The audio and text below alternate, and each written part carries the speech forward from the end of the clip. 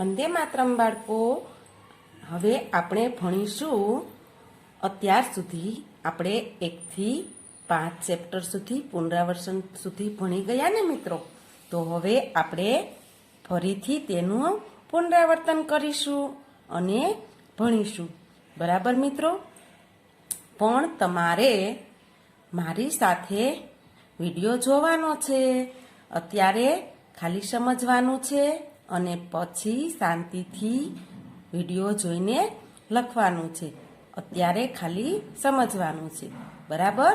તો ચાલો આપણે સૌપ્રથમ આવી 4 લાઈનની બુક લઈ લેવાની છે અને પછી આપણે પહેલું ચેપ્ટર ભણી ગયા પેટર્ન ડ્રોઈંગ.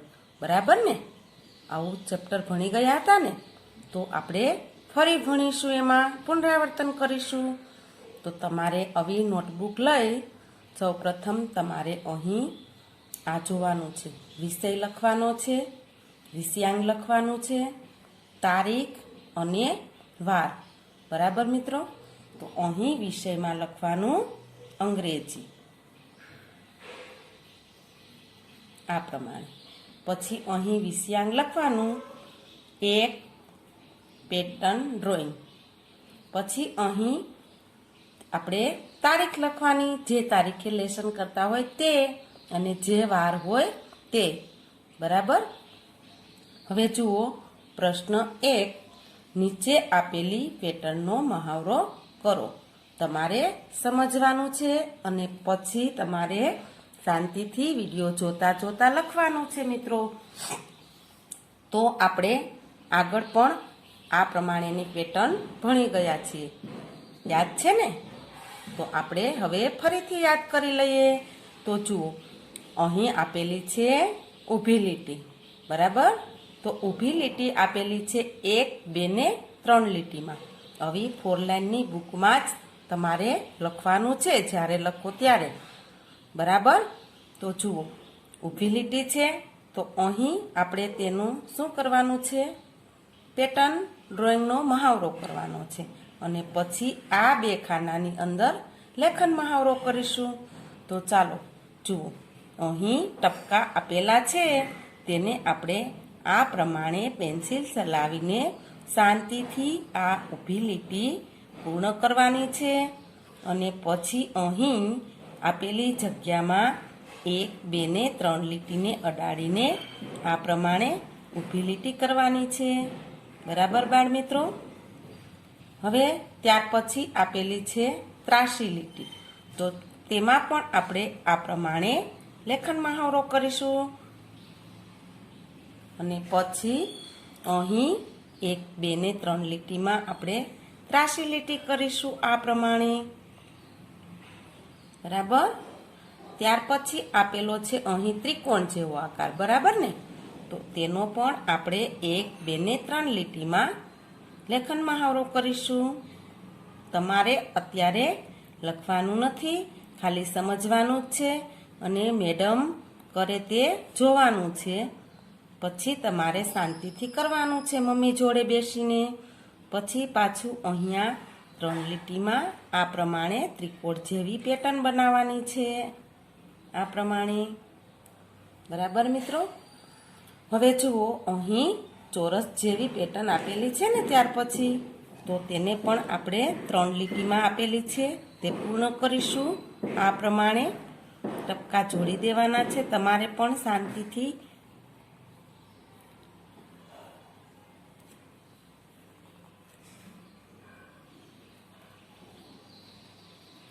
ટપકા જોડતી વખતે ટપકાની બહાર લીટી ન જાય તેનું ધ્યાન રાખવાનું મિત્રો. હવે જુઓ, અહીં આપેલી જગ્યામાં આપણે આ પ્રમાણે ચોરસ બનાવીશું. બરાબર ને? આવું આપણે આગળ પણ ભણી ગયા હતા. હવે આપેલો છે વર્તુળની પેટર્ન આપેલી છે. હા, તો હવે આપણે ટપકા જોડીને આ પ્રમાણે વર્તુળ પણ પૂર્ણ કરીશું. અને 1, 2 ને 3 લીટીમાં છે. અહીં પણ જુઓ, 1, 2 ને 3 લીટીમાં વર્તુળ આ પ્રમાણે આપેલું છે.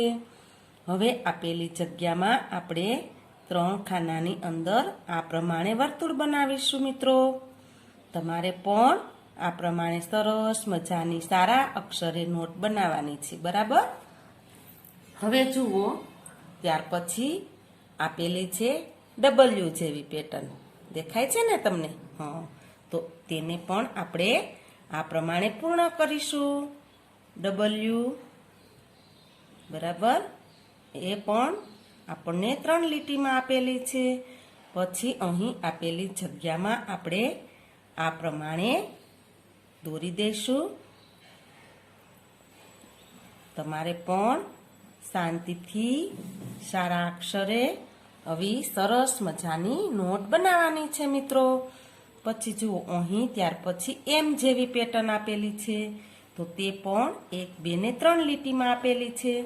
આવી રીતે સરસ ખાના પાડીને જ તમે નોટબુક બનાવજો, એટલે નોટબુક સારી દેખાય. પછી જુઓ, અહીં આ પ્રમાણે એમ પેટર્ન ડ્રોઈંગ કરી દઈશું, ટપકા જોડી દઈશું. તમારે પણ તમારી નોટબુકમાં આવી રીતે નોટ બનાવીને ટપકા જોડવાના, અને પછી અહીં લખવાનું છે આ પ્રમાણે, બરાબર ને બાળ મિત્રો? આ રીતે બધી જ પેટર્ન સારા અક્ષરે સરસ દોરીને તમારે પૂર્ણ કરવાનું છે. હવે જુઓ બાળ મિત્રો, ત્યાર પછી સ્ટેપ 1 મૂળાક્ષર A થી F ભણી ગયા ને બાળ મિત્રો? હા, તો જુઓ, પ્રશ્ન 2, નીચેના મૂળાક્ષરો જોઈને લખો. આ મૂળાક્ષર અહીં આપેલા છે, તે આપણે અહીંથી જોઈને અહીં નીચે સારા અક્ષરે લખવાના છે. પહેલી અને બીજી ABCDના બંને ABCDના મૂળાક્ષરો અહીં એક ખાનાની અંદર ભેગા આપેલા છે ને, તો તમારે પણ અહીં સારા અક્ષરે ખાના પાડીને 4 લાઇનની બુકમાં તમારે પણ મૂળાક્ષરો જોઈને નીચે લખવાના છે. અત્યારે તમારે લખવાના નથી, અત્યારે ખાલી સમજવાનું છે, અને પછી તમારે શાંતિથી સારા અક્ષરે નોટ બનાવીને લખવાનું છે, બરાબર મિત્રો? તો ચાલો, અહીં આપેલો છે A, તો અહીં નીચે આપણે લખીશું A. જુઓ, 1, 2 ને 3 લીટીમાં A આપેલો છે, તો જુઓ, અહીં આપણે આ પ્રમાણે દોરી દઈશું A. પછી અહીં લખીશું આપણે આ પ્રમાણે A. પછી અહીં નીચે લખીશું A. આ પ્રમાણે જોઈને તમારે બધા જ ખાનામાં સારા અક્ષરે બોલતા બોલતા લખવાનું છે. પછી પહેલી ABCDનો B આપેલો છે, તો લખીશું B. પછી અહીં બાજુમાં B, બીજી ABCDનો લખીશું. પહેલી ABCD કેપિટલ લેટર્સ, ભૂલાઈ નથી ગયું ને? તો તમને યાદ કરી દો. અને બીજી ABCD સ્મોલ લેટર્સ. આપણે આ વાતનું ધ્યાન રાખવાનું છે મિત્રો. પછી અહીં લખીશું ઉચ્ચાર B. અહીં આપેલો છે C, તો અહીં કેપિટલ અક્ષર એટલે કે પહેલી ABCDનો C, 1, 2 ને 3 લીટીમાં. પછી સ્મોલ લેટર્સ બીજી ABCDનો C 2 લીટીની અંદર, તો અહીં લખીશું C, અને અહીં ઉચ્ચાર લખીશું C. પછી આપેલો છે પહેલી ABCDનો D, તો અહીં લખીશું D, અને અહીં બીજી ABCDનો D. બંને 3 લીટીમાં લખેલા છે, અને અહીં ઉચ્ચાર લખવાનો છે D. અહીં આપેલો છે E, D પછી E, તો 1, 2 ને 3 લીટીમાં પહેલી ABCD એટલે કે કેપિટલ લેટર્સનો E. પછી જુઓ, આ 2 લીટીની વચ્ચે બીજી ABCD એટલે કે સ્મોલ લેટર્સનો E આપેલો છે, તે અહીં લખીશું આપણે આ પ્રમાણે, અને નીચે ઉચ્ચાર લખીશું E. E પછી આવે F, તો અહીં આપેલો છે F, 1, 2 ને 3 લીટીમાં, તો આપણે પણ અહીં લખીશું 1, 2 ને 3 લીટીમાં પહેલી ABCDનો F, અને પછી બીજી ABCDનો F, અને નીચે ઉચ્ચાર લખીશું F. તમારે પણ આ પ્રમાણે લખવાનું છે, બરાબર મિત્રો? પછી પ્રશ્ન 3, નીચેના મૂળાક્ષરો ઉચ્ચાર અર્થ લખો અને બોલો. નીચેના મૂળાક્ષરોના ઉચ્ચાર અર્થ લખવાના છે. તો જુઓ, અહીં આપેલો છે એ, તો ઉચ્ચાર લખવાનો છે એ, અને એનો અર્થ થાય છે એન્ટ. શું થાય છે? એ ફોર એન્ટ. બરાબર. પછી આપેલો છે બી, તો અહીં લખીશું ઉચ્ચાર બી અને બી ફોર બોલ. આ પ્રમાણે લખીશું. પછી આપેલો છે સી, તો અહીં ઉચ્ચાર લખીશું સી અને બોલીશું અર્થ સી ફોર શું થાય છે? કેટ. બરાબર ને? પછી અહીં આપેલો છે ડી, તો અહીં ઉચ્ચાર લખીશું ડી અને બોલીશું ડી ફોર ડોર. ડોર એટલે દરવાજો.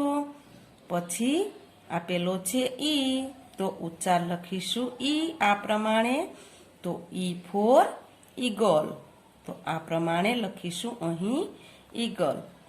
પછી આપેલો છે એફ, તો અહીં ઉચ્ચાર લખીશું એફ અને અહીં એફ ફોર ફ્લેગ. ફ્લેગ એટલે ઝંડો. આ પ્રમાણે બધા જ અક્ષર લખી દેવાના છે મિત્રો. હવે જુઓ પ્રશ્ન 4, પહેલી બીજી એબીસીડીના મૂળાક્ષરો છૂટા પાડીને લખો. આપણે આગળ શીખી ગયા ને મિત્રો. તો જુઓ, અહીં પહેલી અને બીજી એબીસીડી ભેગી આપેલી છે, તે આપણે મૂળાક્ષર અહીં નીચે ખાનામાં છૂટા પાડીને લખવાના છે. તમારે પણ તમારી નોટબુકમાં આવા સરસ ખાના પાડીને લખવાનું છે, પણ અત્યારે સમજવાનું છે, લખવાનું નથી. બરાબર. તો જુઓ, અહીં પહેલી એબીસીડી, તો અહીં લખીશું આપણે ખાનામાં પહેલી એબીસીડી. તો પહેલી એબીસીડીનો એ અહીં આપેલો છે, તો આપણે લખીશું અહીં બોલતા બોલતા એ ફોર એન્ટ. એન્ટ એટલે કીડી. પછી પહેલી એબીસીડીનો બી અહીં આપેલો છે, તો અહીં લખીશું આપણે બી ફોર બોલ. બોલ એટલે દડો. અહીં સી લખેલો છે, તો અહીં લખીશું સી ફોર કેટ. કેટ એટલે બિલાડી. અહીં ડી આપેલો છે, તો લખીશું ડી ફોર ડોર. ડોર એટલે દરવાજો. અને અહીં ઈ આપેલો છે, તો અહીં લખીશું ઈ ફોર ઈગલ. ઈગલ એટલે ગરુડ. અને અહીં પેલી એબીસીડીનો એફ આપેલો છે, તો આપણે અહીં લખીશું F. F for flag. Flag એટલે ઝંડો. પછી જુઓ, અહીં બીજી એબીસીડી લખેલી છે, તો અહીં આપણે આમાંથી બીજી એબીસીડી જોઈને લખવાનું છે. હવે જુઓ, અહીં લખીશું આપણે બીજી એબીસીડી. બરાબર. તો અહીં બીજી એબીસીડીનો એ આપેલો છે અહીં, તો અહીં લખીશું એ. અહીં આપેલો છે બી, તો અહીં લખીશું બી. અહીં આપેલો છે સી, તો આ પ્રમાણે લખીશું સી. અહીં આપેલો છે ડી, તો આ પ્રમાણે લખી દઈશું ડી. અહીં આપેલો છે ઈ, તો આ પ્રમાણે લખીશું ઈ. અને પછી આપેલો છે એફ, તો આ પ્રમાણે લખીશું એફ. બરાબર મિત્રો. પ્રશ્ન 5, બીજી એબીસીડીમાં ખૂટતા મૂળાક્ષરો લખો. તો અહીં આપણને બીજી એબીસીડીના મૂળાક્ષરો આપેલા છે, તે તમે જોઈ શકો છો. તમારે પણ આ પ્રમાણે નોટબુક બનાવી લેવાની છે અને જવાબ પછી લખવાના છે. બરાબર. તો જુઓ, અહીં એ આપેલો છે, તો મિત્રો એ પછી શું આવે? બી. પણ ધ્યાન આ વાતનું રાખવાનું છે, આપણે બીજી એબીસીડીનો જ લખવાનો છે.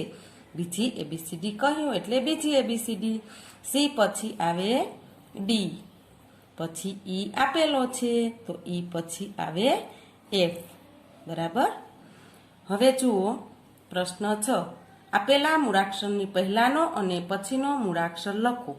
તો જુઓ, અહીં આપેલો છે 3 ખાના. આ રીતે તમારે પણ તમારી નોટબુકમાં દોરી દેવાના છે સ્કેલથી. પછી અહીં પહેલી એબીસીડીનો અક્ષર આપેલો હોય તો પહેલી એબીસીડીના મૂળાક્ષર લખવાના, અને બીજી એબીસીડીનો મૂળાક્ષર આપેલો હોય તો બીજી એબીસીડીના લખવાના. આ વાતનું ધ્યાન રાખવાનું છે, આપણે અગાઉ પણ શીખી ગયા છીએ. તો અહીં પહેલી એબીસીડીનો બી આપેલો છે, તો અહીં લખીશું આપણે પહેલી એબીસીડીનો એ આ પ્રમાણે. પછી જુઓ, બી પછી અહીં સી આવે તો અહીં લખીશું આપણે સી. પછી બીજી એબીસીડીનો ડી આપેલો છે તો ડીની પહેલાં શું આવે? સી. તો અહીં સી લખીશું અને ડી પછી આવે ઈ તો અહીં લખીશું ઈ. અહીં પહેલી એબીસીડીનો ઈ આપેલો છે તો ઈ પહેલાં શું આવે મિત્રો? ડી. તો અહીં આપણે પહેલી એબીસીડીનો ડી આ પ્રમાણે લખવાનો છે અને ઈ પછી આવે એફ તો અહીં પહેલી એબીસીડીનો એફ આ પ્રમાણે લખીશું. પછી જુઓ અહીં બીજી એબીસીડીનો સી આપેલો છે તો સી પહેલાં આવે બી અને સી પછી આવે ડી તો આ પ્રમાણે લખી દઈશું. પછી અહીં ઈ આપેલો છે તો ઈની પહેલાં શું આવે મિત્રો? ડી. બીજી એબીસીડીનો ડી. પછી આવશે એફ. શું આવે? એફ. તો અહીં લખીશું બીજી એબીસીડીનો એફ. અહીં આપેલો છે પહેલી એબીસીડીનો ડી તો ડી પહેલાં આવે સી અને પછી આવે ઈ. બરાબર. તો અહીં લખીશું આપણે ઈ. તમારે આ પ્રમાણે તમારી નોટબુકમાં લખીને પૂર્ણ કરવાનું છે. અત્યારે હવે જુઓ પ્રશ્ન 7 યોગ્ય જોડકા જોડો. હવે આપણે અહીં ઉચ્ચાર આપેલા છે અને તેની સામે મૂળાક્ષર આપેલા છે. તમારે પણ તમારી નોટબુકમાં આ પ્રમાણે સરસ પહેલાં લખી લેવાના અને પછી જ જોડકા જોડવાના છે. બરાબર મિત્રો. અત્યારે તમારે સમજી લેવાનું છે. તો જુઓ અહીં એ આપેલો છે અને અહીં સામે મૂળાક્ષર એ આપેલો છે તો આપણે તેને સ્કેલની મદદથી આ પ્રમાણે સારા અક્ષરે સરસથી લીટી કરીને જોડી દેવાની છે. પછી અહીં ડી આપેલો છે તો અહીં ડી આપેલો છે મૂળાક્ષર તો આ ઉચ્ચારને અહીં મૂળાક્ષર ડી સાથે આ પ્રમાણે જોડીશું. પછી જુઓ સ્કેલની મદદથી જ જોડકા જોડવાના છે. આવું આપણે શીખી ગયા હતા ને. અહીં એફ આપેલો છે મૂળાક્ષર અને ઉચ્ચાર એફ અહીં આપેલો છે અને મૂળાક્ષર એફ સાથે અહીં જોડી દેવાનું છે. પછી ઉચ્ચાર ઈ અહીં આપેલો છે અને મૂળાક્ષર ઈ સાથે આ પ્રમાણે જોડવાનું છે. પછી જુઓ પ્રશ્ન 8 યોગ્ય જોડકા જોડો. તો અહીં આપણને ચિત્ર આપેલા છે અને નીચે ઉચ્ચાર આપેલા છે, અર્થ આપેલા છે. તો આપણે તેને તે પ્રમાણે જોડીશું. તો જુઓ અહીં આપેલું છે કીડીનું ચિત્ર. કીડીને ઇંગ્લિશમાં કહેવાય એન્ટ. બીજા ક્રમે એન્ટ આપેલો છે તો આપણે ત્યાં આ પ્રમાણે જોડી દઈશું. મમ્મીને કહેવાનું છે અહીં ચિત્ર દોરી આપે. જો ચિત્ર ન આવડે તો આપણે ત્યાં આ પ્રમાણે નામ લખી દેવાના. બરાબર. પછી આપેલો છે બોલ તો બોલનું ચિત્ર આપેલું છે તો અહીં પહેલા ક્રમે લખેલું છે બી ફોર બોલ. બોલ એટલે દડો તો ત્યાં જોડી દેવાનું. પછી ઝંડાનું ચિત્ર આપેલું છે તો ઝંડાને ઇંગ્લિશમાં કહેવાય flag. F for flag. Flag એટલે ઝંડો. અહીં ચોથા ક્રમે લખેલું છે ફ્લેગ તો આપણે તેને સ્કેલની મદદથી આ પ્રમાણે જોડી દઈશું. પછી દરવાજાનું ચિત્ર આપેલું છે ડી ફોર ડોર. ડોર એટલે દરવાજો. દરવાજાને ઇંગ્લિશમાં કહેવાય ડોર તો આપણે આ પ્રમાણે ડોર સાથે જોડી દઈશું મિત્રો. બરાબર. તો તમારે પણ આ પ્રમાણે સરસ મજાની નોટબુક બનાવવાની છે અને મમ્મીના મદદથી જ નોટબુક બનાવવાની છે. બરાબર. આ બધા જ પ્રશ્નો પહેલાં સમજીને પછી જ તમારે નોટબુક બનાવીને લખવાનું છે. વંદે માતરમ બાળકો. આવજો.